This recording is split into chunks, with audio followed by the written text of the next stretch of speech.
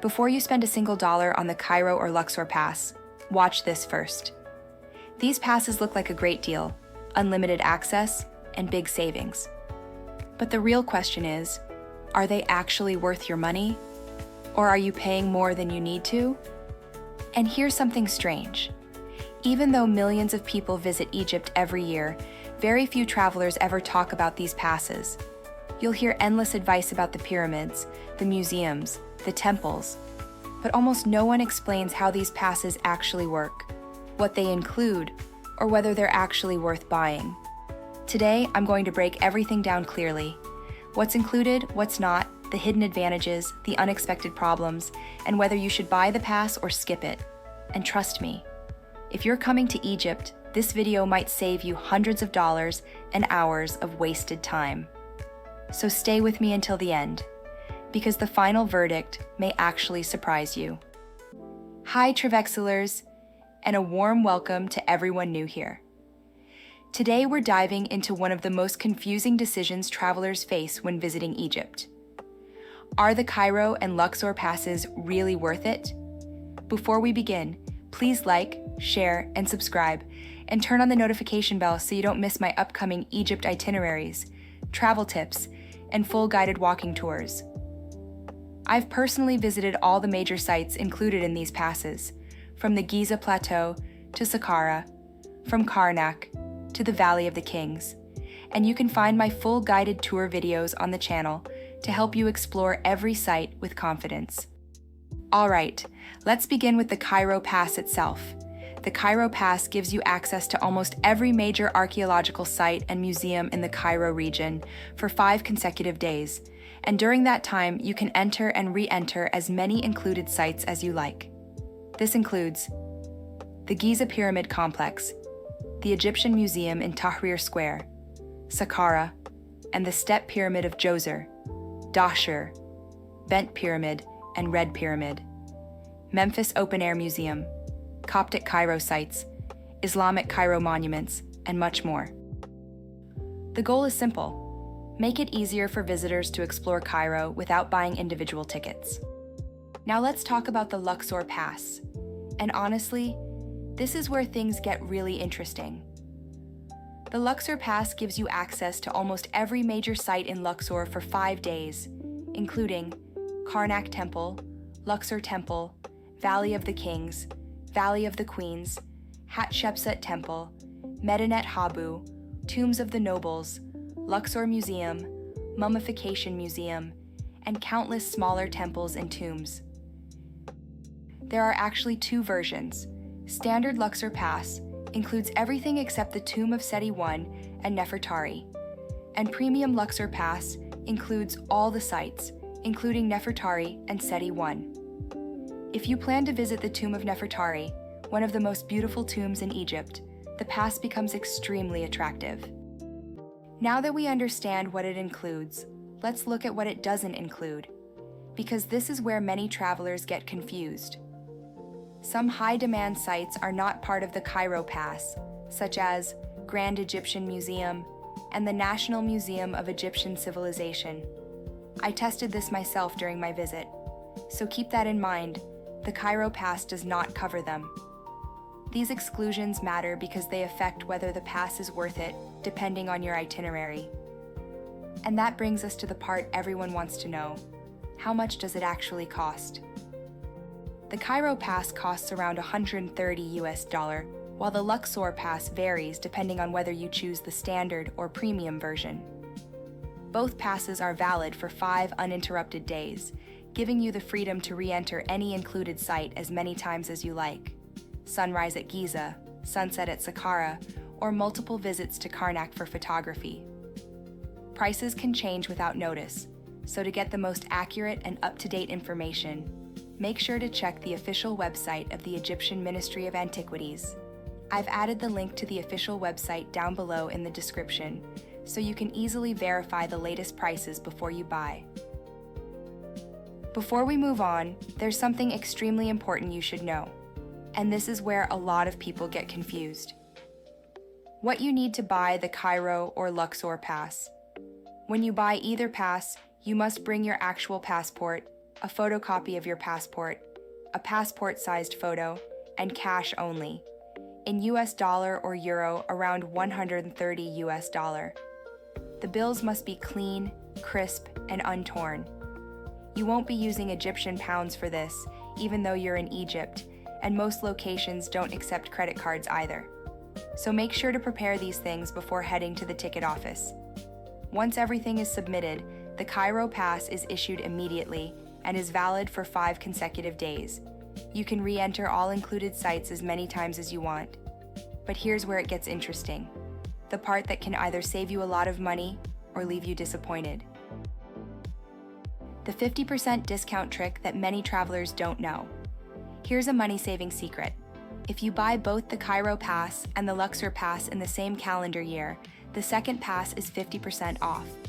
It doesn't matter which one you buy first.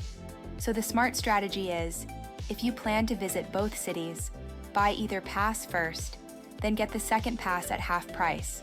That's a huge discount, especially for the premium Luxor Pass. If you want the 50% discount on the second pass, either Cairo or Luxor, you must bring the original physical pass of the first one you bought. I repeat, they will not give you the discount unless you hand them the actual pass you purchased first. They take your first pass, verify it, and then issue the second pass at half price. It acts as your proof, your golden ticket, to unlock the discount.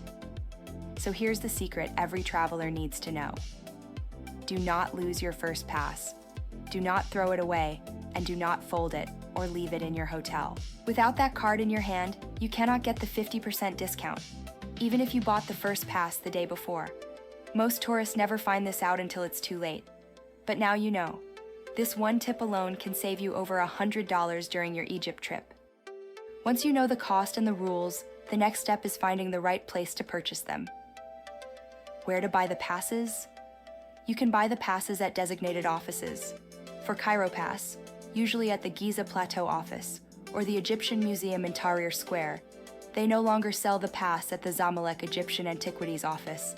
And for Luxor Pass, at Karnak Temple Ticket Office and Valley of the Kings Visitor Center.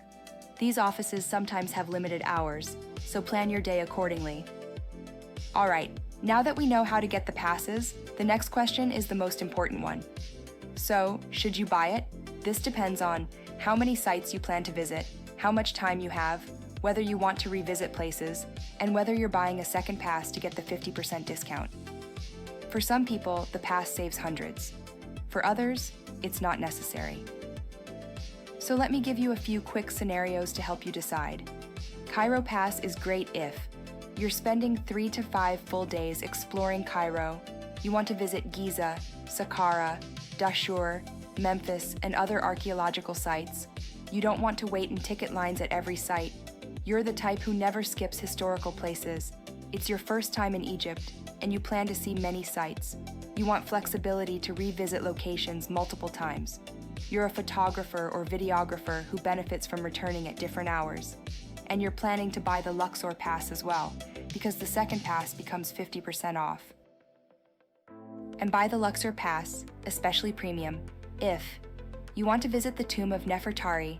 You're exploring both East and West Banks in 2 to 3 days. You're a history lover who wants to enter many tombs.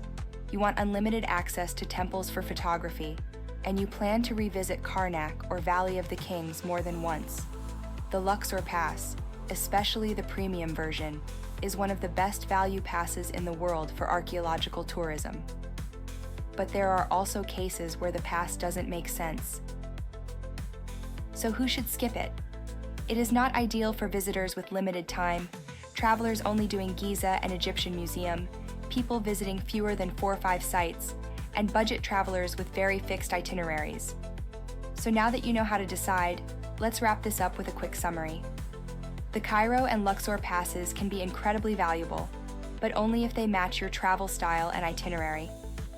Your safest approach is to check the latest prices, link in description.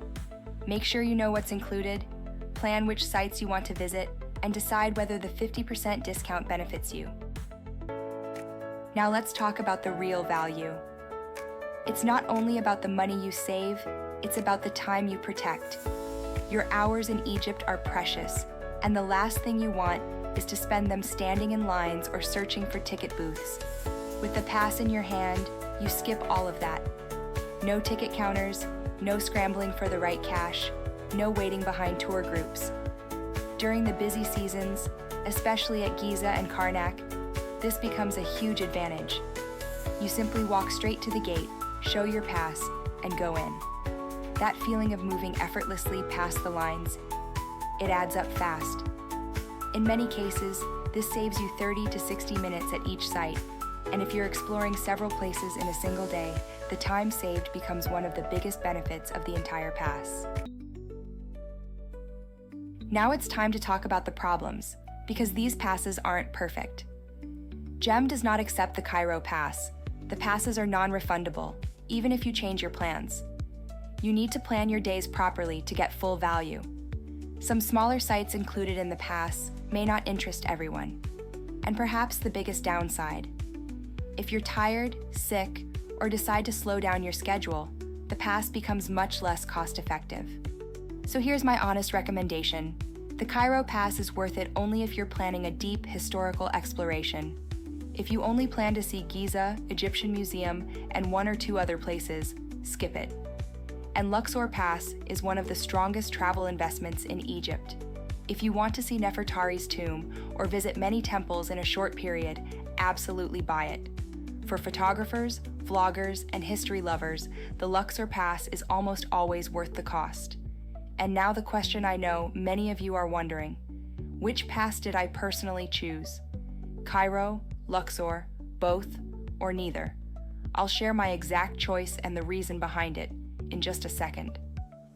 I've actually filmed full guided tours of most of these sites: Giza, Saqqara, Dashur, Egyptian Museum, Karnak, Luxor Temple, and more. So if you're planning your trip, make sure to check out the playlist on my channel. You can walk through Egypt with me step by step. And as for me, here's what I actually chose during my trip. I bought the Cairo Pass, which worked perfectly for the sites I covered in and around Cairo. And for Luxor, I ended up getting the standard Luxor Pass, because during my visit, the Tomb of Nefertari was closed, so it didn't make sense to pay extra for the premium pass. This combination saved me money and matched my itinerary exactly. That wraps up today's guide on the Cairo and Luxor passes. I hope this helped you plan your journey better and avoid wasting time or money. If you've used one of these passes before, let me know your experience in the comments. And if you found this video helpful, please like, share, and subscribe. It truly supports Travexila and helps me create more cinematic guides for travelers like you. Thank you for watching. Stay curious, and I'll see you in the next adventure.